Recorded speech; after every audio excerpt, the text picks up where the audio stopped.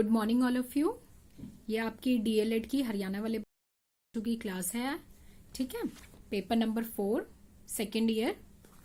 तो हम कर रहे थे यूनिट 3, लास्ट क्लास में हम लोग कर रहे थे एंड यूनिट 3 फिनिश हो गई थी एंड उसके बाद यूनिट 4 अब हम स्टार्ट करेंगे। अब आपकी इस बुक की यूनिट 2, 3 एंड 4, इसके बाद हम यूनिट 1 करेंगे।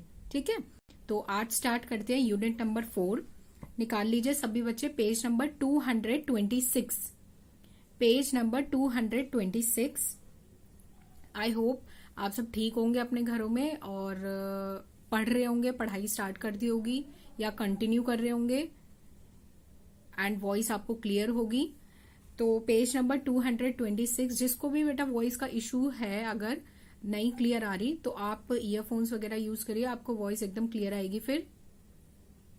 तो पेज नंबर 226, यूनिट का नाम है आपका प्रश्न पत्र निर्माण एवं शिक्षण अधिगम सामग्री निर्माण। तो इस यूनिट में हमें पढ़ना है कि कैसे क्वेश्चन पेपर को कंस्ट्रक्ट किया जाता है, क्वेश्चन पेपर का कंस्ट्रक्शन कैसे होता है, कैसे उसका निर्माण किया जाता है, और इसके अलावा शिक्षण अधिगम सामग्री यानी कि टीचिंग लर्निंग जो एड्स होते हैं उनको कैसे बनाया जाता है, किन किन टीचिंग लर्निंग एड्स का हम यूज कर सकते हैं उसके बारे में बात करेंगे कि क्या क्या अवेलेबल है, क्या क्या चीजें यूज कर सकते हैं, क्या खुद से बना सकते हैं, इन सब चीजों के बारे में आज बात करेंगे। तो पहला टॉपिक है आपका आदर्श प्रश्न पत्र के गुण, प्रकार और आवश्यकता। ठीक है, सबसे पहला है आपका आदर्श यानी कि आइडियल क्वेश्चन पेपर कैसा होना चाहिए। एक आइडियल क्वेश्चन पेपर कैसा होना चाहिए उसके बारे में समझेंगे कि क्या होता है एक आइडियल क्वेश्चन पेपर और कैसे एक टीचर एक आइडियल क्वेश्चन पेपर बना सकती है और इसकी क्या जरूरत है, एक अच्छे क्वेश्चन पेपर की क्या जरूरत है, क्या नीड है, उसके बारे में भी देखेंगे। तो सबसे पहले देखो, सबसे पहले तो प्रश्न पत्र की जरूरत क्यों है। प्रश्न पत्र की जरूरत आप जानते हैं, आप कुछ भी सीखेंगे, जैसे अभी आप जो भी सीख रहे हैं तो इसके बाद जब आप पेपर देंगे तो उसके लिए क्वेश्चन पेपर की जरूरत है ना। तो कुछ भी सीखने के बाद, चाहे वो भाषा हो गई, अभी तो इसमें भाषा से ही रिलेट कर रहे हैं, चाहे भाषा हो गई, चाहे कोई अन्य टॉपिक, कुछ भी हो गया, उसको सीखने के बाद किसकी जरूरत होती है, अपने आप का इवैल्यूएशन, मूल्यांकन करने की जरूरत होती है।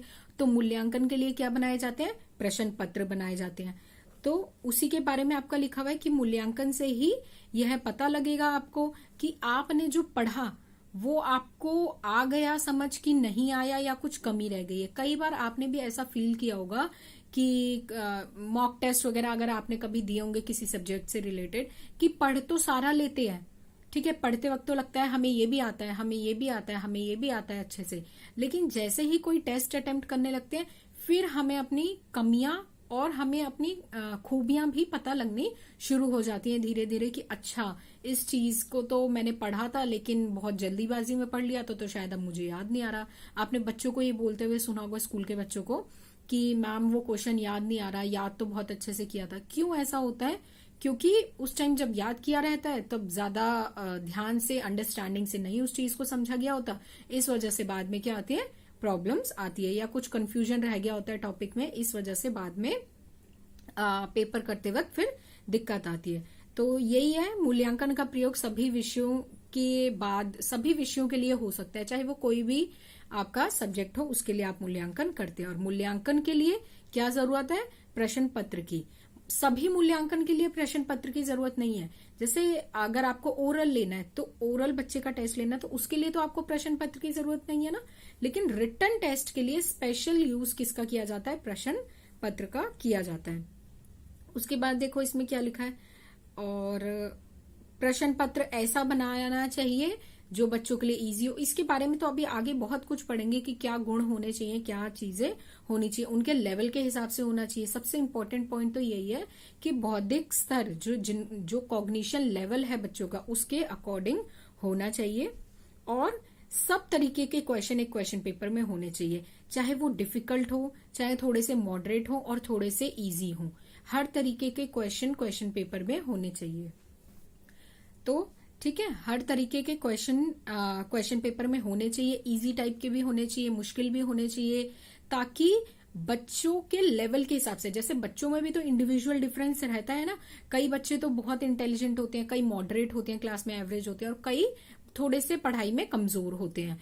तो सबको ध्यान में रख के, सबके बौद्धिक क्षमता को ध्यान में रख के प्रश्न पत्र का निर्माण किया जाना चाहिए। अब देखो और क्या चीजें इसमें दी गई हैं आपकी। इससे लिखित परीक्षा से एक बात और बताई गई है, लिखित परीक्षा से क्या रहता है, एक अनुशासन बना रहता है, यानी कि डिसिप्लिन बना रहता है। क्लासरूम में एक डिसिप्लिन क्रिएट रहता है, बच्चों को अनुशासन सीखने में मदद होती है।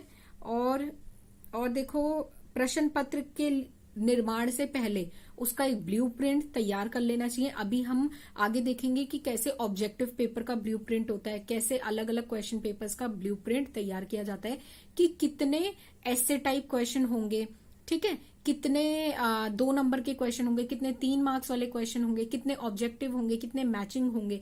तो ये सारी चीजें और कौन कौन से चैप्टर से होंगे। ब्लूप्रिंट क्या होता है, यही चीज होती है कि कितने नंबर के कैसे कैसे क्वेश्चंस होंगे, वो क्वेश्चंस क्या क्या चीज बच्चों के अंदर की जांचेंगे। जैसे अगर 8 नंबर का क्वेश्चन है तो बच्चों की किन किन खूबियों के बारे में वो प्रश्न जान सकता है, क्या क्या लेवल बच्चों का जज करेगा वो क्वेश्चन, तो उस हिसाब से क्वेश्चन डिसाइड किए जाते हैं। ब्लूप्रिंट बनाया जाता है कि कितने क्वेश्चन मैचिंग वाले होंगे, कितने 2 मार्क्स वाले होंगे, कितने 3 मार्क्स वाले होंगे, और इसके अलावा कितने कितने किस किस चैप्टर में से कितने कितने अंक के क्वेश्चन बनेंगे। जैसे अब आपकी ये बुक ही है, इस बुक को देखिए, आपने कभी अगर फ्रंट पेज खोल के अपनी बुक का देखा हो, जहां पे इंडेक्स बना हुआ है आपका, जहां पे आपका इंडेक्स बना हुआ है, सिलेबस लिखा हुआ है जहां पे आपका, तो सिलेबस में जब आपने देखा हो, हर यूनिट के आगे क्या लिखा रहता है, देखिए हर यूनिट के आगे क्या लिखे रहते हैं, उसके अंक लिखे रहते हैं। अपनी अपनी बुक्स में देखिए, अगर आपको इसमें क्लियर नहीं नजर आ रहा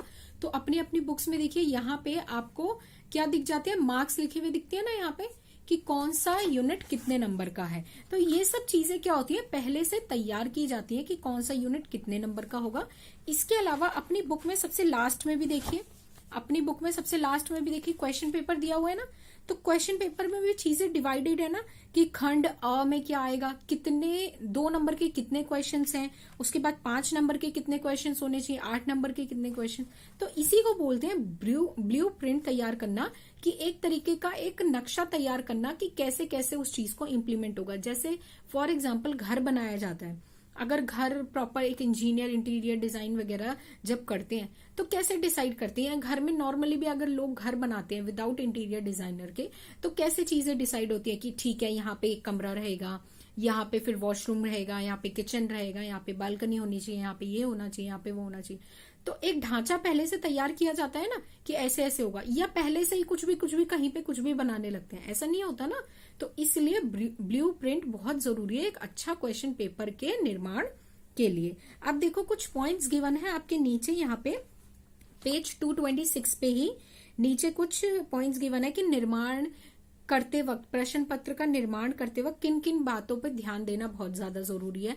2-3 बातें तो मैं ऑलरेडी आपको बता चुकी हूँ, कि प्रश्न पत्र बच्चों के बौद्धिक स्तर के हिसाब से होना चाहिए, अलग अलग क्वेश्चंस होने चाहिए ताकि हर बच्चे की नीड पूरी हो सके। अगर आपने सारे ही क्वेश्चन 8 मार्क्स वाले डाल दिए, ठीक है, तो जो बच्चे पढ़ाई में बहुत कमजोर है उनका तो बहुत नुकसान हो जाएगा। वो सोचेंगे अब क्या करें, इसमें क्या लिखें, उनको तो कुछ आएगा ही नहीं समझ।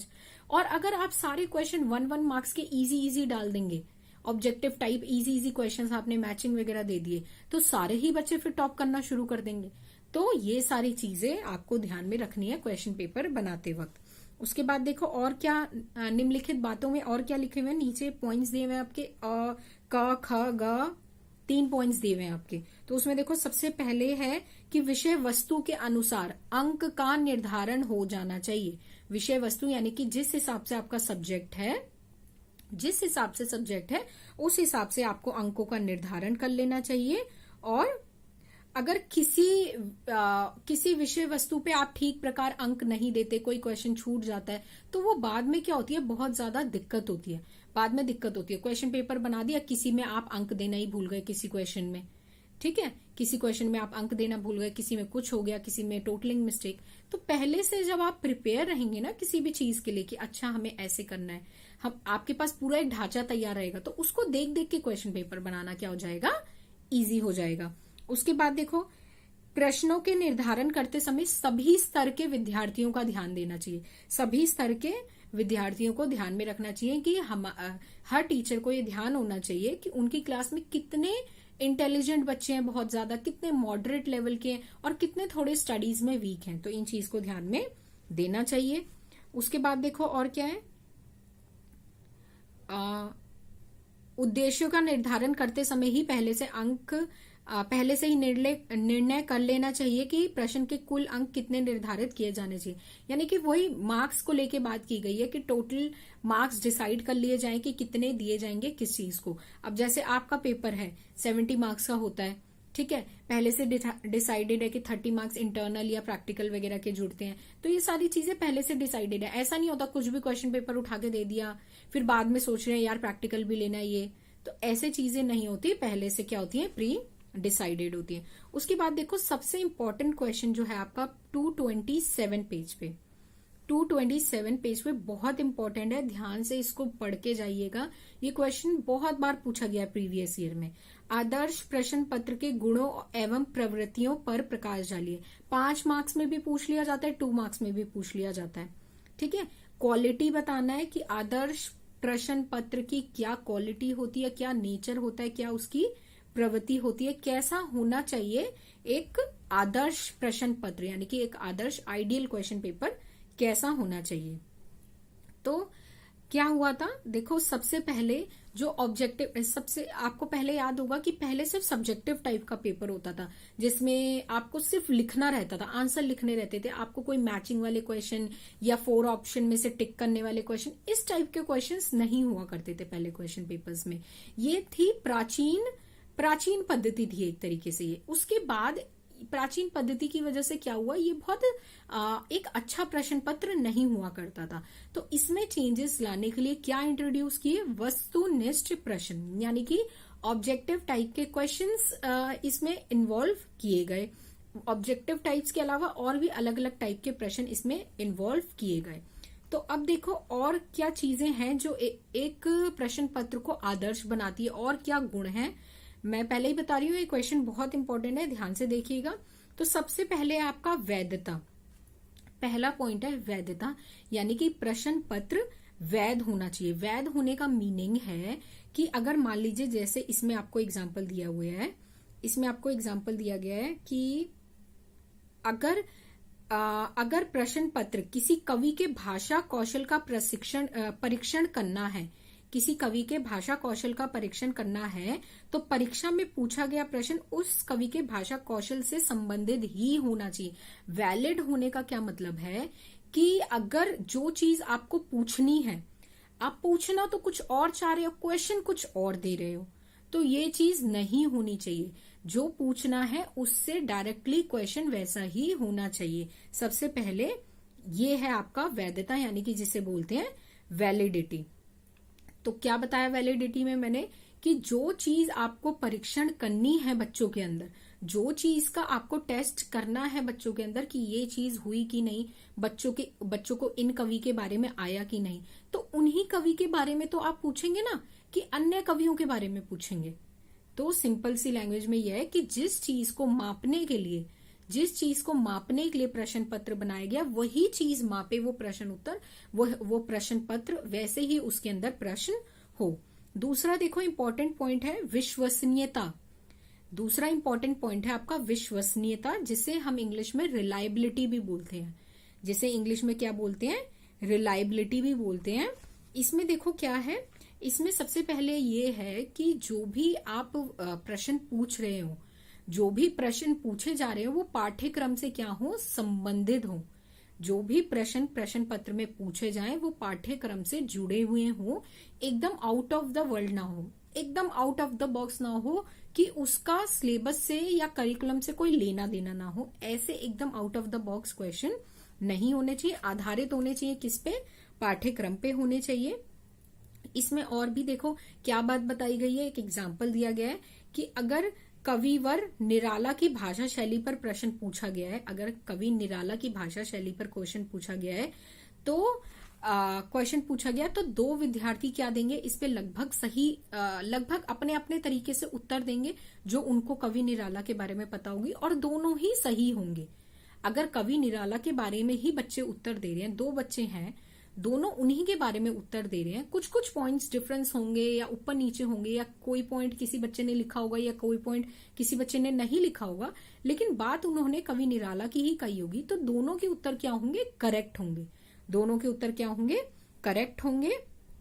और मार्क्स का डिफरेंस केवल कहाँ आ जाएगा? या तो स्पेलिंग मिस्टेक और इन सब से रिलेटेड मार्क्स का डिफरेंस आ सकता है, लेकिन कवि के बारे में दोनों ने ही लिखा होगा, क्योंकि वो क्या है? पाठ्यक्रम से जुड़ा हुआ क्वेश्चन है, विश्वसनीय है प्रश्न पत्र आपका। ठीक है। और डायरेक्टली अगर किसी ने कवि निराला से हटकर जवाब दिया होगा किसी और कवि के बारे में, या कुछ और ही कहानी लिखी होगी, तो वो डायरेक्टली वो बच्चे की पहचान हो जाएगी कि इसको कवि निराला के बारे में नहीं पता। ठीक है। तो डायरेक्टली बच्चों में क्लासिफिकेशन हो जाएगा कि किसको उस उत्तर के बारे में पता है और किसको उत्तर के बारे में नहीं पता। तो ये हो गई आपकी विश्वसनीयता। उसके बाद है देखो वस्तुनिष्ठता, बहुत इंपॉर्टेंट पॉइंट। वस्तुनिष्ठता यानी कि ऑब्जेक्टिविटी। ऑब्जेक्टिविटी होनी चाहिए।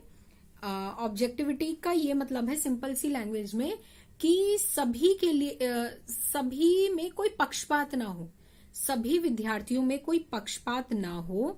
ठीक है। ऐसा प्रश्न होना चाहिए, ऐसा प्रश्न पत्र बनाया जाए। जैसे मान लीजिए क्लास में 15 बच्चे हैं, फॉर एग्जाम्पल क्लास में 15 बच्चे हैं, आपको उनमें से 5 बच्चे बहुत पसंद है टीचर को कि सारा काम अच्छा करते हैं, ये है वो है, और 10 बच्चे एवरेज हैं आपके हिसाब से। तो आपने क्या किया? 2 अलग अलग प्रश्न पत्र बना दिए। 5 बच्चों जो आपको पसंद है उनके लिए तो बहुत अच्छा आपने इजी क्वेश्चन पेपर बना दिया, लेकिन 10 बच्चों के लिए थोड़े डिफिकल्ट लेवल पे बना दिया। तो ये होता है पक्षपात जो आपने किया। तो ऑब्जेक्टिविटी का ये मतलब होता है कि जितने बच्चे क्लास में हैं सभी के लिए सेम क्वेश्चन पेपर हो, सभी के लिए सेम क्वेश्चन पेपर हो। कोई आपकी व्यक्ति निष्ठता उसमें ना आए, आपकी सब्जेक्टिविटी ना आए, आपके खुद के विचार उसमें ना झलके। क्वेश्चन पेपर ऐसा हो जो सभी के लिए सामान्य हो, तभी तो सामान्य आप मूल्यांकन कर पाएंगे। किसी के लिए कोई क्वेश्चन देंगे, किसी के लिए कोई क्वेश्चन देंगे। किसी को तो आपने क्वेश्चन पूछ लिया कि इस टाइम दिल्ली के मुख्यमंत्री कौन है, ठीक है, किसी से तो आपने ये क्वेश्चन पूछ लिया। किसी से आपने पूछ लिया दूसरे बच्चे से कि दिल्ली में आज तक जितने जितने मुख्यमंत्री रहे हैं उनके सन के साथ साथ उनके नाम बताओ कि कितने से कितने टाइम पीरियड तक वो मुख्यमंत्री रहे। ठीक है। एक बच्चे से तो आपने एक क्वेश्चन पूछ लिया कि इस टाइम मुख्यमंत्री कौन है और कब से हैं। दूसरे से आपने क्वेश्चन पूछा कि अभी तक दिल्ली में कौन कौन मुख्यमंत्री रहे और उनके आपको टाइम पीरियड बताने हैं। तो क्या ये सब्जेक्टिविटी नहीं हुई आपकी कि एक बच्चे के साथ तो आप ऐसे कर रहे हैं और एक के साथ आप ऐसे कर रहे हैं? तो ये चीज नहीं होनी चाहिए, ऑब्जेक्टिविटी होनी चाहिए। सब बच्चों से सामान्य क्वेश्चन पूछोगे, दोनों से अगर एक ही टाइप के क्वेश्चन पूछोगे जब ही तो पता लगेगा कि दोनों सही उत्तर दे रहे हैं या कौन सही दे रहा है और कौन गलत उत्तर दे रहा है। तो ये है आपकी वस्तु निष्ठता हो गई। उसके बाद है देखो व्यापकता। व्यापकता को इंग्लिश में बोलते हैं आपका कॉम्प्रीहेंसिवनेस। कॉम्प्रीहेंसिवनेस यानी कि क्वेश्चन पेपर ऐसा हो जो ओवरऑल जितना भी पढ़ाया गया हो या जितना भी सिलेबस में हो, कोशिश करे कि हर पार्ट में से कवर करने की कोशिश की जाए। ऐसा क्वेश्चन ना बना दिया जाए, ऐसा क्वेश्चन पेपर ना बना दिया जाए कि 5 यूनिट है तो 5 में से यूनिट 1 और 2 में से तो बहुत सारे क्वेश्चंस कवर हो गए, सारा आपने पूछ लिया, लेकिन यूनिट 3, 4, 5 में से तो बहुत कम क्वेश्चन और यूनिट 5 में से तो बिल्कुल नहीं है। तो ऐसा तो क्वेश्चन पेपर नहीं होना चाहिए। ऐसा होना चाहिए, व्यापकता होनी चाहिए, ब्रॉडर एरिया को कवर करे, वाइडर एरिया को कवर करे, यानी कि कोशिश की जाए कि हर एस्पेक्ट को कवर किया जाए जो जो आपने पढ़ाया या जो जो सिलेबस में है। ठीक है। इसके बाद देखो विभेदीकरण की प्रवृत्ति। विभेदीकरण की प्रवृत्ति कैसे आएगी एक क्वेश्चन पेपर में कि क्लासिफिकेशन बच्चों का हो पाएगा कि जैसे आपने क्वेश्चन पेपर बनाया, बहुत अच्छा आपने क्वेश्चन पेपर बनाया, तो उस क्वेश्चन पेपर से क्या होगा, जो बच्चा पढ़ के गया होगा, जो बच्चा थोड़ा बहुत पढ़ के गया होगा और जो बच्चा बहुत अच्छे से तैयारी करके गया होगा, सब में एक डिफरेंस आपको रिजल्ट के बाद पता लगेगा कि अच्छा इस बच्चे ने बहुत अच्छी तैयारी करी थी इसलिए इसके 100 में से 90 नंबर आए, इसने कम की थी इसलिए इसके 100 में से 65 नंबर आए, इसने बहुत कम तैयारी की थी इसलिए इसके 100 में से 40 नंबर आए। ठीक है। एक प्रश्न पत्र बाद में हेल्प करता है बच्चों के अंदर बाइफिकेट करने के लिए या क्लासिफिकेशन करने के लिए कि कौन सा बच्चा बहुत तीव्र बुद्धि का है या बहुत कुशाग्र बुद्धि का है या कमजोर है, तो इस चीज में डिफरेंस करने के लिए बहुत फायदेमंद रहता है अगर एक क्वेश्चन पेपर बहुत अच्छे से बनाया गया है तो। इसके बाद देखो व्यवहारिकता 6 पॉइंट है आपका। व्यवहारिकता यानी कि प्रैक्टिकलिटी होनी चाहिए, यानी कि ऐसा होना चाहिए कि थोड़ा प्रैक्टिकल होना चाहिए, फालतू चीजें नहीं होनी चाहिए उसके अंदर।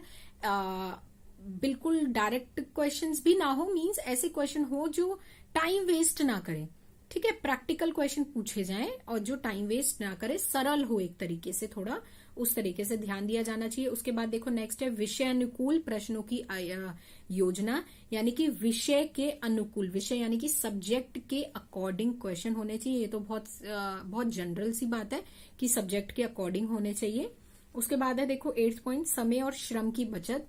ऐसा होना चाहिए कि समय बचे बच्चों का और श्रम भी, मेहनत भी बचे और समय भी बचे और ज्यादा से ज्यादा मूल्यांकन उनका किया जा सके। उसके बाद है देखो वैज्ञानिकता। वैज्ञानिकता यानी कि ऐसा हो कि विषय के हिसाब से हो और विश्वसनीय हो। वैज्ञानिकता का यही मतलब है कि विषय के अनुसार हो और रिलायबल हो क्वेश्चन पेपर, वैलिड हो बिल्कुल। उसके बाद है रोचकता। रोचकता यानी कि इंटरेस्टिंग होना चाहिए, बच्चों का इंटरेस्ट बिल्ड हो, ऐसा क्वेश्चन पेपर होना चाहिए। ये ना हो कि बच्चे दबाव में आ जाएं या टेंशन में आ जाएं कि यार ये तो आता नहीं, यार ये भी नहीं आता, यार वो भी नहीं आता, ऐसा नहीं होना चाहिए। और आराम से बच्चे क्वेश्चन पेपर का उत्तर दें। उसके बाद है 11 देखो तर्क शक्ति को बढ़ावा देने में समर्थ होना चाहिए, यानी कि पेपर में ऐसे क्वेश्चंस भी होने चाहिए जब बच्चे चिंतन करें, अपना रीजनिंग सोचें कि यार अच्छा क्या हो सकता है, इसका जवाब क्या हो सकता है, रीजनिंग पावर डेवलप हो, ऐसा क्वेश्चन होना चाहिए। जैसे होते हैं ना पजल्स वगैरह होती है, मैथ्स में क्वेश्चन आ गया, मान लीजिए पजल आ गया, कुछ सॉल्व करने का आ गया, तो उनको दिमाग लगाना पड़ता है ना, उस टाइप की रीजनिंग डेवलप हो। उसके बाद है देखो संपूर्ण पाठ्यक्रम से संबंधित, जो मैंने व्यापकता वाले पॉइंट में भी आपको बता दिया था कि जितना भी पाठ्यक्रम है उससे जुड़ा हुआ क्वेश्चन होना चाहिए, क्वेश्चन पेपर होना चाहिए। तो ये जो आपका था टॉपिक कि गुण और प्रवृत्तियां बतानी, आई होप आपको इतना अभी तक समझ आया होगा कि क्या गुण है और क्या प्रवृत्तियां हैं एक आदर्श प्रश्न पत्र की। नेक्स्ट देखो परीक्षा के प्रकार दिए हुए हैं, types of exam. Types of exam बहुत इजी टॉपिक, सबसे इजी टॉपिक है इस यूनिट का आपका। देखो पहला है टाइप्स ऑफ एग्जाम, यानी कि किस किस तरीके के एग्जाम होते हैं। वर्बल एग्जाम होते हैं। वर्बल में क्या होता है, आप मार्क करते चलिए, सारा लाइन पॉइंट्स में दिया हुआ है, बहुत इजीली आपको मिल जाएगा। वर्बल यानी कि मौखिक रूप से, ओरल एक तरीके का, ओरल टाइप का जो टेस्ट लिया जाता है, जैसे उच्चारण का, बच्चों का क्या क्या चीजों का टेस्ट ले सकते हैं वर्बल में हम, बच्चों के उच्चारण यानी कि प्रोनाउंसिएशन ठीक से है कि नहीं, वाचन ठीक से पाठ का वाचन कर रहे हैं कि नहीं, कविता पाठ ठीक से कर रहे हैं कि नहीं, शब्दावली, भाषा योग्यता, इन सब चीजों का परीक्षण हम क्या ले सकते हैं, वर्बल टेस्ट में ले सकते हैं। इन चीजों का परीक्षण मौखिक, आप रिटर्न में नहीं ले सकते ना कि बच्चे को बोलना आता है कि नहीं, बच्चा वो शब्द क्लियरली बोल रहा है कि नहीं, इसका रिटर्न में तो नहीं ले सकते। इसका किस में आपको टेस्ट लेना होता है, ओरल टेस्ट लेने होते हैं। इसके बाद देखो सेकंड टाइप होते हैं रिटन टेस्ट। अब रिटन टेस्ट में कई सारे टाइप्स होते हैं। पहला आ गया आपका एसे टाइप। एसे टाइप यानी कि निबंध वाला, जिसमें बड़े बड़े आंसर्स होते हैं, लॉन्ग क्वेश्चंस वाले, जैसे आपके क्वेश्चन पेपर में जो 8 मार्क्स के होते हैं ना, उस टाइप के क्वेश्चन या 5 मार्क्स वाले क्वेश्चन, वो होते हैं आपके एसे टाइप क्वेश्चन। इसमें क्या होता है, इसके कुछ देखो दोष दिए गए हैं, कुछ दोष दिए गए हैं कि क्या क्या दोष होते हैं। पहले गुण देखेंगे, पहले दोष नहीं पढ़ेंगे, पहले गुण पढ़ेंगे। गुण वाले पे आ जाओ। निबंधात्मक परीक्षा के लाभ और गुण। तो लाभ क्या है, सबसे पहले विश्लेषण शैली का विकास होता है। इनमें विद्यार्थियों में लिखन अभिव्यक्ति की विभिन्न शैलियों का ज्ञान होता है, यानी कि जो लेखन से संबंधित कौशल हैं उनका विकास होता है, रीजनिंग का विकास होता है बच्चों के अंदर, चिंतन शैली का विकास होता है, सबसे ज्यादा सोचने समझने की शक्ति उनकी बढ़ती है, याद करने की उनकी शक्ति बढ़ती है। ठीक है, तो ये कुछ उनके क्या है, परीक्षा के, निबंधात्मक परीक्षा के लाभ और लाभ है ये। ठीक है, लाभ या गुण है। इससे विचार संगठित करने की योग्यता का विकास होता है। विचार संगठित यानी कि जितने भी थॉट्स आ रहे हैं माइंड में, उनको एक तरीके से ऑर्गेनाइज करना कि ये इस आंसर में आ सकता है, ये चीज जो है जो मैंने पढ़ी थी इसको मैं इस आंसर में यूज कर सकता हूँ, ये चीज जो मैंने पढ़ी थी इसको मैं इस आंसर में यूज कर सकता हूँ। तो इस चीज का डेवलपमेंट होता है। जैसे फॉर एग्जाम्पल आप अपने 4 या 5 जितने भी आपके पेपर्स हैं, जितने भी आपके पेपर्स होते हैं, ठीक है, उन सब के बारे में पढ़ते हैं। इवन ज्यादा ही होते हैं, 4-5 तो मैंने कम बोल दिए। जितने भी आपके पेपर्स होते हैं उन सब के बारे में पढ़ते हैं। तो ऐसा तो नहीं होता जब किसी एक चीज का क्वेश्चन आया है लेकिन आपने उस सब्जेक्ट में उसके बारे में ना पढ़ा हो, किसी और सब्जेक्ट में पढ़ा हो, तो क्या आप उस सब्जेक्ट का यूज नहीं करेंगे जो आपने, क्या आप उस नॉलेज का यूज नहीं करेंगे जो आपने दूसरे सब्जेक्ट में पढ़ रखी है? या फिर आप सोचेंगे नहीं यार मैंने तो इस सब्जेक्ट में इस क्वेश्चन के बारे में पढ़ा ही नहीं, तो मैं कैसे इसमें लिख दूं? तो ऐसे नहीं होता। इसी को बोलते हैं थॉट्स को अरेंज करना। कहीं और का पढ़ा हुआ कहीं और भी हम यूज कर सकते हैं रिटर्न करते वक्त, लिखित परीक्षण में तो ये काम आ जाती है। इसके बाद कुछ इसके दोष दिए गए हैं। दोष में देखो क्या है, एक तो सबसे पहले रटने वाली प्रवृत्ति को प्रोत्साहन, सबसे इसका मेजर जो डिसएडवांटेज है वो यही है, रट्टू तोते बन जाते हैं बच्चे, ठीक है, रट रट के आंसर लिखना, रट रट के चीजें करना। उसके बाद देखो और क्या होता है, और इसमें बच्चों की सिर्फ लेखन कला का मूल्यांकन हो सकता है कि लेखन कला कैसे, उनकी योग्यता का नहीं पता चलता कि बच्चे कितने कैपेबल हैं किसी चीज को करने में, उसके बारे में इससे नहीं पता चलता। पूर्ण रूप से विश्वसनीय नहीं होता, वस्तुनिष्ठ नहीं होता। वस्तुनिष्ठ कैसे नहीं होता, अब आपको समझ आएगा वस्तुनिष्ठ वाला पॉइंट जो मैं आपको पहले भी बता रही थी। वस्तुनिष्ठ ऐसे नहीं होता कि क्वेश्चन होते हैं जैसे 8 नंबर वाले या 5 नंबर वाले या और भी ज्यादा मार्क्स वाले, तो उसमें क्या होता है सारे बच्चे एक जैसा आंसर तो नहीं लिखते ना, कुछ अपने भी थॉट्स उसमें डालते हैं, कुछ और अपनी भी बातें उसमें डालते हैं। तो इस वजह से क्या आ जाती है, सब्जेक्टिविटी आ जाती है। और इसी वजह से चेक करने में भी दिक्कत होती है, टीचर को मूल्यांकन करने में भी दिक्कत होती है कि इसका पॉइंट भी ठीक है, इसका पॉइंट भी ठीक है, लेकिन दोनों के पॉइंट्स में डिफरेंस है, दोनों के पॉइंट्स में डिफरेंस है, दो बच्चों के पॉइंट्स में डिफरेंस है। तो ये चीजें होती हैं वस्तुनिष्ठता, इसी को कहते हैं वस्तुनिष्ठता नहीं होती। क्या होती है, व्यक्ति निष्ठता आ जाती है, सब्जेक्टिविटी आ जाती है। और क्या, छात्र के मानसिक विकास पूर्णतः नहीं हो पाता, पूर्ण रूप से अच्छे से नहीं हो पाता। तो ये कुछ क्या है इसके दोष हैं। इसके बाद देखो short answer type, short answer जैसे आपके 2 मार्क्स के आते हैं वो हो गए आपके शॉर्ट आंसर टाइप। कुछ उदाहरण भी इसके दिए हुए हैं कैसे शॉर्ट आंसर टाइप क्वेश्चन हो सकते हैं, 2 या 3 मार्क्स के आ जाते हैं। ये रिटर्न वाले ही कर रहे हैं अभी हम, रिटर्न के ही टाइप्स हैं। रिटर्न का पहला टाइप हो गया एसे टाइप, दूसरा हो गया शॉर्ट आंसर, तीसरा है ऑब्जेक्टिव। ऑब्जेक्टिव यानी कि जिसमें एक एक नंबर के क्वेश्चन होते हैं जो मल्टीपल चॉइस भी होते हैं। देखो उसमें मल्टीपल चॉइस आ गए ऑब्जेक्टिव वाले में। मल्टीपल चॉइस में कि आपको 4 ऑप्शन या 3 ऑप्शन दिए गए रहते हैं, उसमें से आपको एक चूज करना होता है। उसके बाद है ट्रू फॉल्स। ट्रू फॉल्स में आपको ट्रू या फॉल्स, हाँ या नहीं लिखना होता है, बहुत ईजी है ये चीज। उसके बाद है मैचिंग। मैचिंग यानी कि एक कॉलम इस तरफ एक कॉलम इस तरफ और आपको उससे मैच करना होता है, तो वो हो गया मैचिंग। उसके बाद है रीअरेंजमेंट। रीअरेंजमेंट यानी कि सही क्रम में लगाना। जैसे बचपन में इंग्लिश के जंबल वर्ड्स करते थे ना, जैसे I want to drink water, इसको लिख दिया ड्रिंक आई वॉन्ट वाटर, ऐसे करके कुछ जंबल करके दे दिया, उसको रीअरेंज करना। तो वही है रीअरेंजमेंट टाइप का टेस्ट, कुछ ऐसा टाइप का दे दिया। उसके बाद है मिक्स्ड रिलेशन। मिक्स्ड रिलेशन में आ गए आपको चूज करना है, सर्कल लगाना है या आपको अलग कर देना है, या इस टाइप के क्वेश्चंस आ जाते हैं आपके ऑब्जेक्टिव टाइप, जो 1 मार्क्स के होते हैं। जनरली 1 मार्क्स या हाफ मार्क्स के क्वेश्चन ये होते हैं। तो ये हो गया आपका, ये कुछ है आपके परीक्षा के प्रकार के 2 टाइप्स हमने कर लिए। एक हो गया वर्बल मौखिक और एक हो गया रिटर्न। रिटर्न में कौन कौन से किए, ऐसे टाइप, शॉर्ट आंसर टाइप जो होते हैं 2 या 3 मार्क्स के, याद रखना। उसके बाद ऑब्जेक्टिव, और ऑब्जेक्टिव की क्या क्या टाइप्स होती हैं। ऑब्जेक्टिव में मल्टीपल चॉइस होते हैं। मल्टीपल चॉइस यानी कि 4 चॉइस दी रहेगी, जैसे केबीसी होता है ना, करोड़पति जो आता है केबीसी, तो उसमें 4 चॉइस होती है, एक ऑप्शन चूज करना होता है ना, उस तरीके से। फिर ट्रू फॉल्स, ट्रू फॉल्स यानी कि जिसमें आपको सही या गलत लिखना है। मैचिंग, मैच करने वाला, और बाकी मैंने आपको बता दिए, ठीक है।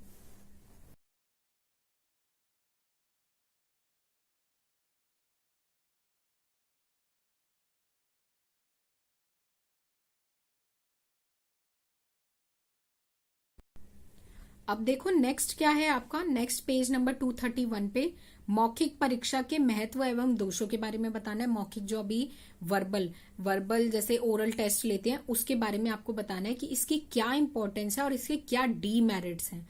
दोनों चीजें बतानी है, इंपॉर्टेंस भी बतानी है और डीमेरिट्स भी बतानी है।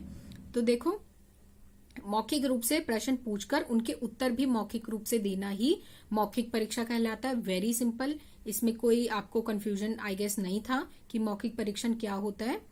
इसके बाद देखो, मौखिक परीक्षण भी लिखित के साथ साथ जरूरी है। सबसे पहली बात, कई चीजों का मूल्यांकन क्योंकि हम लिखित रूप से नहीं कर सकते, उनको मौखिक रूप से ही मूल्यांकन करना होता है। जैसे देखो क्या क्या चीजें दे रखी है हिंदी से रिलेटेड। शुद्ध उच्चारण हो गया, उचित गति यानी कि कितनी स्पीड से बच्चा किस चीज को, जैसे मान लीजिए रीडिंग टेस्ट ले रहे हैं आप कि बच्चा ठीक से रीड कर रहा है कि नहीं, पाठ वाचन का टेस्ट ले रहे हैं तो रीडिंग का भी पता लग जाता है, स्पीड का, कि बच्चे ज्यादा स्पीड से पढ़ रहे हैं या वर्ड्स को क्लियरली बोल रहे हैं कि नहीं बोल रहे, हाव भाव कैसे हैं पढ़ते वक्त या कुछ सुनाते वक्त, स्वर के उतार चढ़ाव बच्चों के अंदर आ रहे हैं कि नहीं, कहाँ पे बच्चों को किस वर्ड पे ध्यान देना है, किस वर्ड पे ध्यान नहीं देना, स्वराघात, एक्सेंट वगैरह जो होता है, एक्सेंट ठीक है कि नहीं, ये सब चीजें किससे पता लगती है, मौखिक प्रश्नों से ही, मौखिक टाइप के परीक्षा से ही पता चलती हैं। ठीक है। और इसके अलावा एक इम्पोर्टेंट पॉइंट और है इसमें कि बच्चों के अंदर सुनने की योग्यता है कि नहीं, ये भी पता लगता है मौखिक प्रश्न से।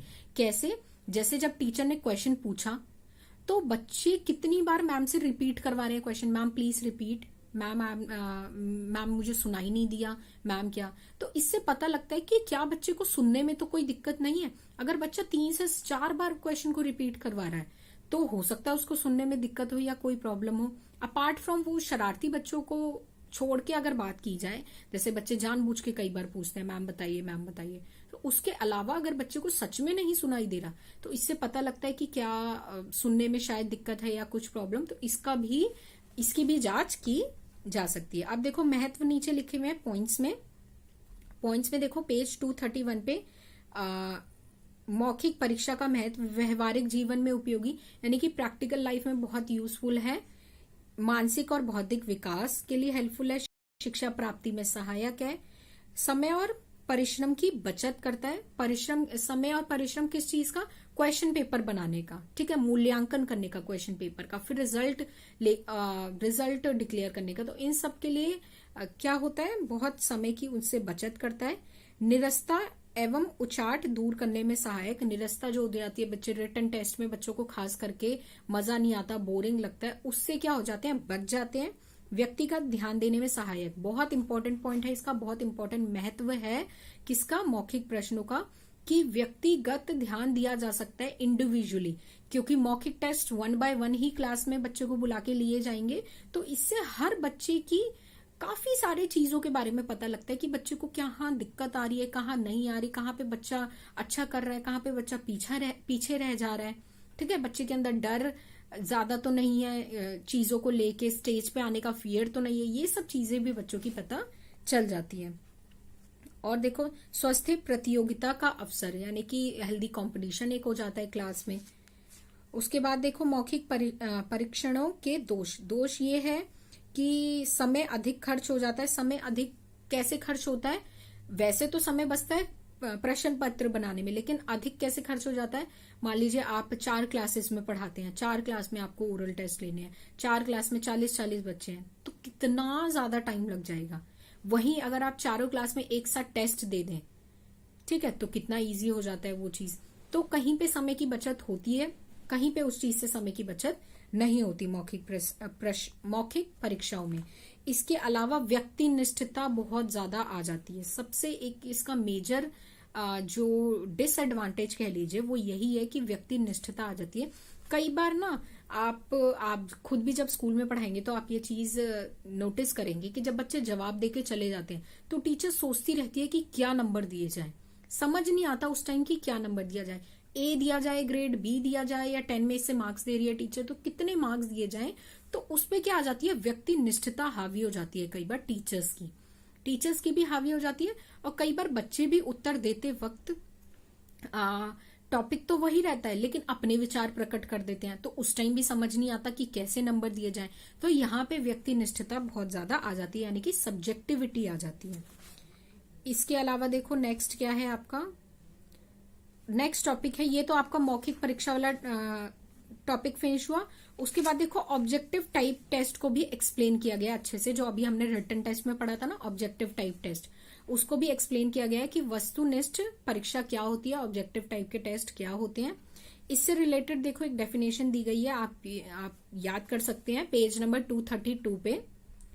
सीवी गुड के अनुसार, सीवी गुड के अनुसार क्या कहते हैं वो, वस्तुनिष्ठ परीक्षण प्रायः एकांतर, प्रयुत्तर, बहुनिर्वाचन, तुल्य या रिक्त स्थान की पूर्ति के रूप में प्रश्नों पर आधारित होता है। अलग अलग टाइप्स बताए हैं उन्होंने वस्तुनिष्ठ प्रश्नों के, और इसे सही उत्तरों की कुंजी के द्वारा अंकित किया जाता है। यदि कोई उत्तर कुंजी के विपरीत हो तो उसे अशुद्ध माना जाता है। सीधा सीधा या तो राइट होगा आंसर या रॉन्ग होगा, there is no in between.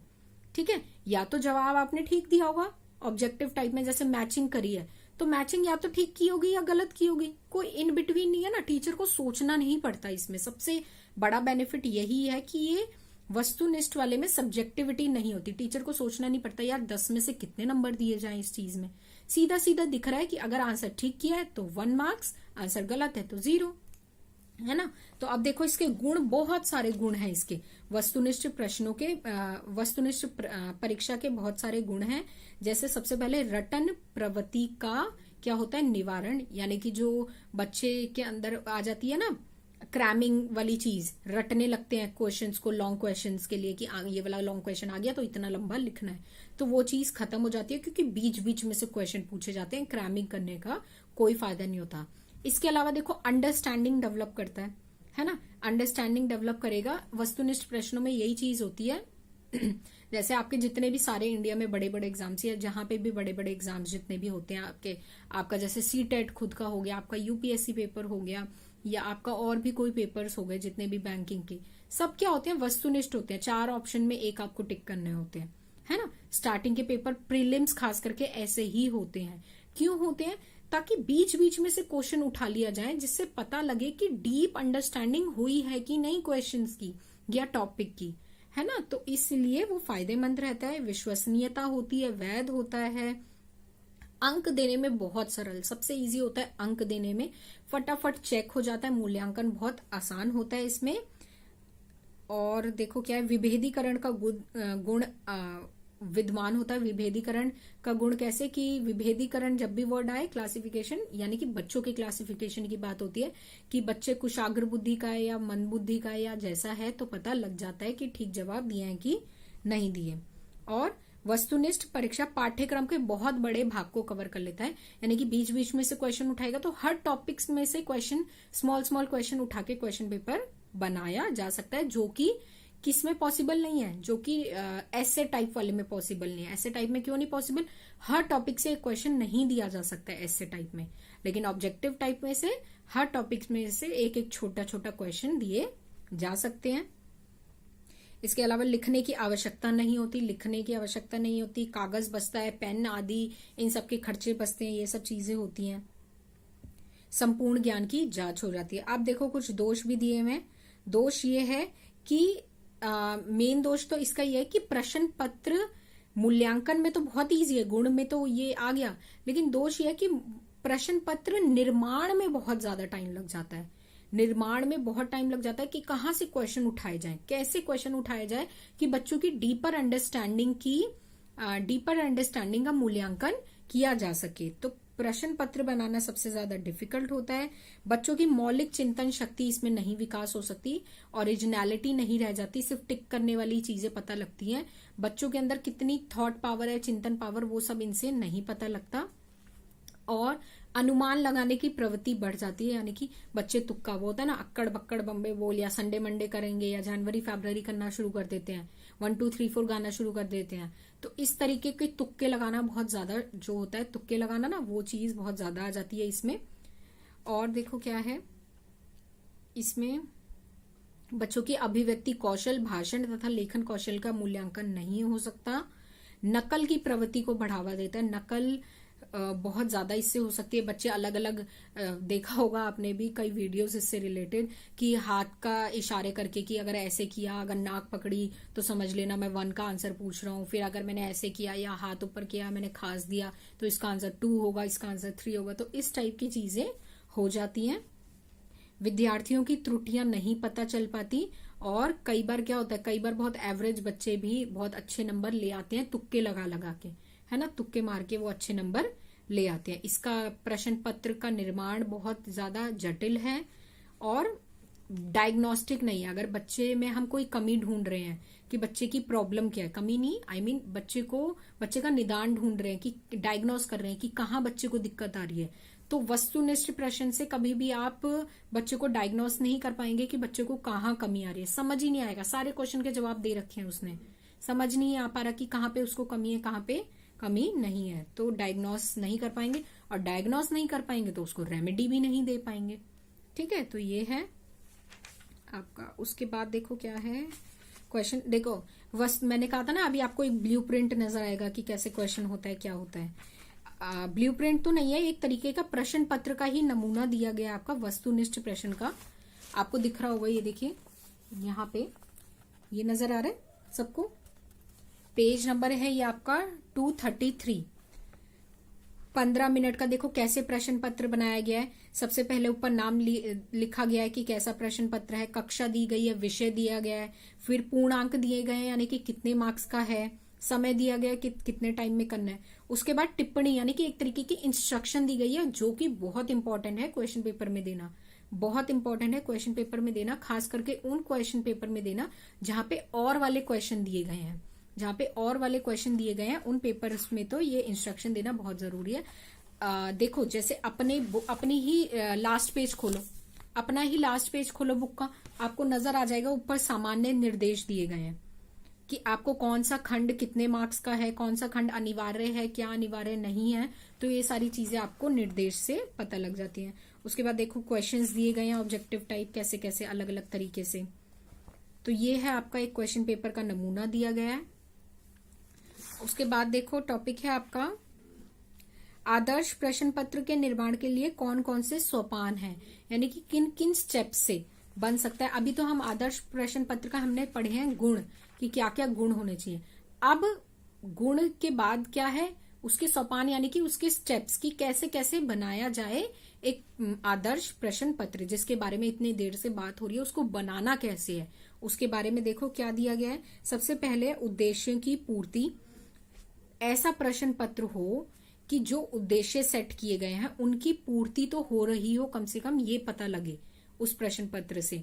जैसे अगर आपने बच्चों को संज्ञा और सर्वनाम, 2 चीजें पढ़ाई हैं आपने बच्चों को, ठीक है, आपने बच्चों को पढ़ा दिया संज्ञा और सर्वनाम, तो आपको आपके उद्देश्य हैं कि आपको ये जांचना है कि बच्चों के अंदर संज्ञा और सर्वनाम को लेके कंफ्यूजन दूर हुआ कि नहीं, बच्चे दोनों में क्लासिफिकेशन कर पा रहे हैं कि नहीं, कि क्या संज्ञा होता है, क्या सर्वनाम होता है।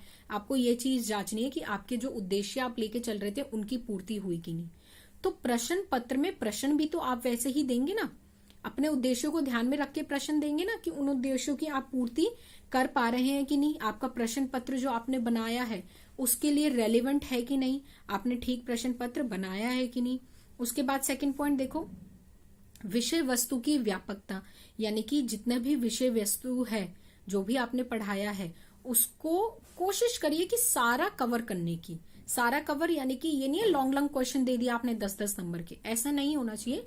कुछ छोटे क्वेश्चन, कुछ बड़े क्वेश्चन, कुछ मीडियम टाइप के क्वेश्चन, हर टॉपिक को कवर करने की कोशिश करें, हर टॉपिक को कवर करने की कोशिश करें। जैसे आपका भी जब क्वेश्चन पेपर बनता है जो आपका 70 मार्क्स का, इसमें भी अगर आप क्वेश्चन ध्यान से समझेंगे ना, जब पूरी आपकी बुक कंप्लीट हो जाएगी तो आप क्वेश्चन पेपर देखिएगा, आप देखेंगे कि हर तरीके से आपकी बुक को कवर करने की कोशिश की गई है।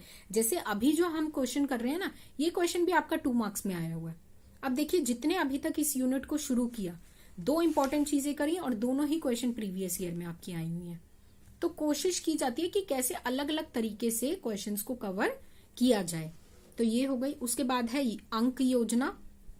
अंक योजना यानी कि कौन से यूनिट में से कितने अंक देने हैं और कितने अंक के कैसे कैसे क्वेश्चन होंगे, और अगर कोई क्वेश्चन, जैसे एग्जांपल दे रखा है, अगर कोई क्वेश्चन 15 अंक निर्धारण किए हैं आपने, किसी लॉन्ग क्वेश्चन के लिए 15 मार्क्स का क्वेश्चन है, तो उसमें क्या क्या चीजें होनी चाहिए? 5 नंबर आप दीजिए विषय सामग्री को, कि बच्चों ने ठीक से जो जिस चीज का क्वेश्चन था उस चीज के बारे में लिखा है कि नहीं लिखा। 5 नंबर दीजिए अभिव्यक्ति कौशल, यानी कि ठीक से अपनी बात को अभिव्यक्त कर पाया है कि नहीं कर पाया है उस आंसर में।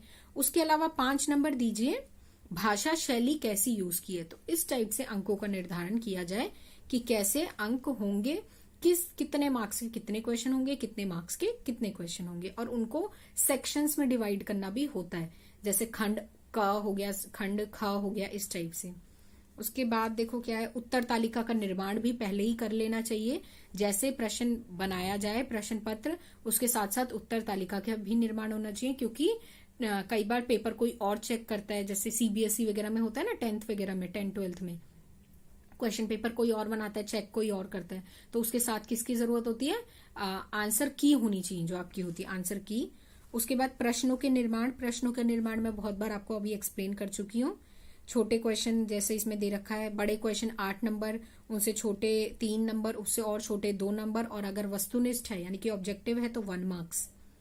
उसके बाद देखो प्रश्न पत्रों का विश्लेषण आपको कर लेना चाहिए, एनालिसिस कर लेना चाहिए कि कोई कमी तो नहीं रह गई, कोई त्रुटि तो नहीं रह गई, कुछ गलत तो नहीं हो गया, ग्रामेटिकल मिस्टेक तो नहीं हो गई, किसी क्वेश्चन में अंक छूट तो नहीं गया देना, इस तरीके से। उसके बाद जो नेक्स्ट पॉइंट है वो मैंने सबसे स्टार्टिंग में आपको बता दिया, ब्लूप्रिंट वाला।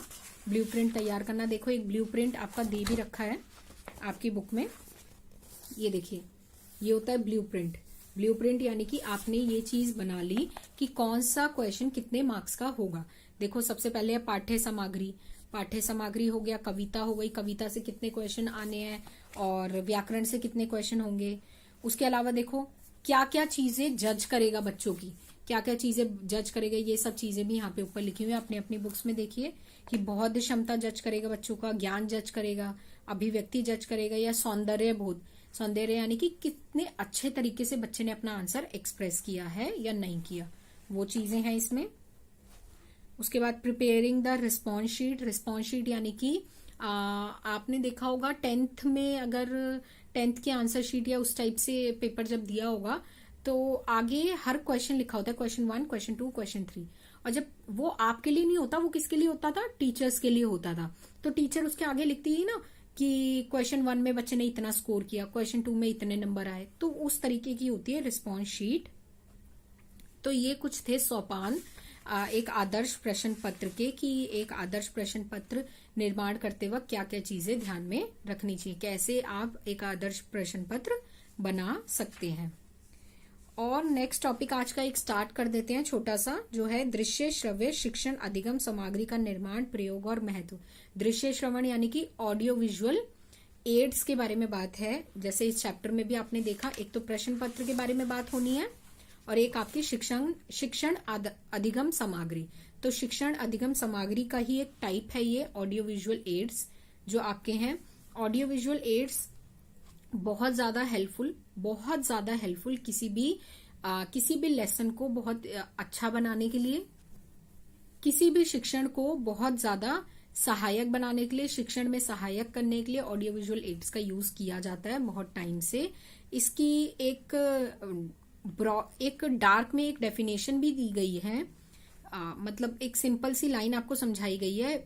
लाइन नंबर 5 है, पेज नंबर 237 पे मार्क कर लीजिए, ऊपर से 5th लाइन। अधिगम सामग्री से अभिप्राय है कि वह सामग्री अथवा उपकरण जिसकी सहायता से बच्चों को सुगमता पूर्वक संबंधित ज्ञान की प्राप्ति हो सकती है। देखिए कितनी अच्छी सिंपल सी लाइन में आपको पूरा एक्सप्लेन कर दिया गया है कि वह सामग्री, चाहे ऑडियो विजुअल एड्स वो सामग्री है जिससे, वह उपकरण है जिससे बच्चों को क्या कर सकते हैं, सुगमता पूर्वक यानी कि बहुत इजीली, बहुत सरल तरीके से ज्ञान की प्राप्ति आप करा सकते हैं। तो ये है। इसके अलावा एक डॉक्टर केशव प्रसाद जी की भी डेफिनेशन दी गई है, दृश्य एवं श्रव्य उपकरणों के द्वारा हमें अधिकाधिक ज्ञान प्राप्त होता है। यह ज्ञान अपेक्षाकृत स्थायी होता है। देखो स्थायी ज्ञान होता है, जो भी हम देख के या सुन के ज्ञान प्राप्त करते हैं परमानेंट हो जाता है। इसलिए श्रव्य दृश्य साधनों को हिंदी भाषा के शिक्षण में प्रयुक्त करके हम सरल सहज ग्राह्य स्पष्ट, रुचिकर, बोधगम्य, प्रभावशाली एवं प्रेरक बना सकते हैं। देखो ये डेफिनेशन भी इनकी भी दी हुई है। इससे क्या होता है, अलग अलग सेंसेस के थ्रू मल्टी सेंसरी टीचिंग हो जाती है। एक तरीके से मल्टी सेंसरी बच्चे अपने सेंसेस का यूज कर सके, सीख सकते हैं। और ये सिर्फ उन्हीं बच्चों के लिए हेल्पफुल नहीं है जो या तो सुन नहीं सकते अच्छे से या देख नहीं सकते, सिर्फ उनके लिए हेल्पफुल नहीं है बल्कि सभी बच्चों के लिए हेल्पफुल है। और बहुत इंटरेस्ट से बच्चे इस चीज को पढ़ते हैं। आप एक बार बच्चों को बोल दीजिए कि चलिए आज जो हम टॉपिक करने वाले हैं उससे पहले हम प्रोजेक्टर पे उसके बारे में एक फिल्म देखेंगे, ठीक है। एक हम फिल्म देखेंगे, फिल्म यानी कि वो पिक्चर वाली फिल्म नहीं, एक फिल्म किसी टॉपिक से रिलेटेड वीडियो देखेंगे। फिर देखिए बच्चों की रुचि अचानक से, जो अगर बच्चे 50% पे होंगे ना, अचानक से 90% पे उनकी रुचि चली जाएगी। इतना ज्यादा छोटे बच्चे खास करके प्राइमरी लेवल पे इतना एंजॉय करते हैं इन सब चीजों को, उनको मजा आता है, ध्यान से देखते हैं, सुनते हैं। इवन उस टाइम क्या करते हैं, अनुशासन बना के रखते हैं। नहीं नहीं, अगर कोई फ्रेंड परेशान भी करता है ना तो उस टाइम कहते हैं नहीं मुझे परेशान मत करो, मुझे देखने दो। तो क्या होता है, जब वो बच्चा रुचि लेके देखेगा तो उसको समझ भी बहुत अच्छे से आएगा और उसके माइंड में क्या हो जाएगा, बैठ जाएंगी वो चीजें जो बच्चा देखेगा या सुनेगा। तो देखो ज्ञान की प्राप्ति बहुत सहजता से हो जाती है, स्थायी होता है ऐसा ज्ञान जो भी होता है, सरल तरीके से, सहज तरीके से क्या हो जाता है, अधिगम बहुत सरल और सहज हो जाता है, इजी हो जाता है। और बच्चे रुचि लेकर पढ़ते हैं, बहुत अच्छे से मजा आता है। अलग अलग एड्स का जब इस्तेमाल करके आप पढ़ाएंगे तो बच्चे क्या होंगे, बहुत रुचि, बहुत इंटरेस्ट लेंगे। उस टाइम बहुत ज्यादा इंटरेस्ट उन्हें आता है इन सब चीजों में। इवन छोटे क्या, ये बड़ी क्लासेस में भी अगर यूज होता है तो बेशक बच्चों जितना इंटरेस्ट ना आए लेकिन फिर भी बड़े बच्चों को भी उन चीज में इंटरेस्ट आ जाता है, बड़े लेवल पे जो होते हैं, बड़ी क्लास के जो बच्चे होते हैं। तो ये कुछ था, स्टार्ट किया हमने नया टॉपिक अपना। इसके बारे में और नेक्स्ट क्लास में पढ़ेंगे। नेक्स्ट क्लास में आपकी यूनिट फिनिश हो जाएगी, यूनिट नंबर 4, ठीक है। तो आई होप आज की क्लास आपको समझ आई होगी। तो अगर आपको कुछ भी दिक्कत आपको लगती है कि नहीं समझ आया, वैसे तो आज की क्लास काफी इजी थी, चीजें बहुत अच्छी, मतलब बहुत इंटरेस्टिंग सा टॉपिक था, तो आई होप आपको समझ आया होगा। इसके बावजूद अगर जिसको भी दिक्कत आई हो, please comment in the comment box after the class, ठीक है। आफ्टर द क्लास कमेंट कर दीजिएगा जो भी आपको नहीं समझ आया। And thank you everyone and have a nice day. I hope